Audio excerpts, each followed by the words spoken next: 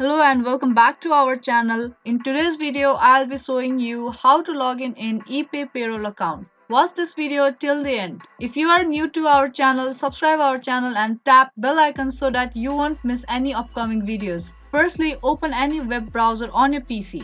Then type epaypayroll.com and press enter on your keyboard.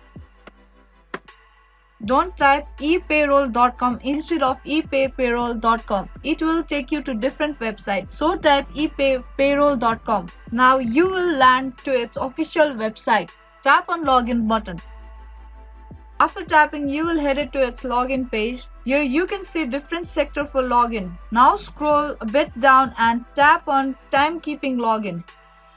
It will take you to employee sector login. Here you type in your username followed by password and then you can type in your site ID if you want to. Click on web clock and it will direct you to web clock, and if you click employee portal and all your credentials are correct, then it will direct you to employee portal, and from there you can log into your account. Thank you for watching this video. If you like this video, don't forget to give it a thumbs up and subscribe the channel. I will be back with more video. Keep watching.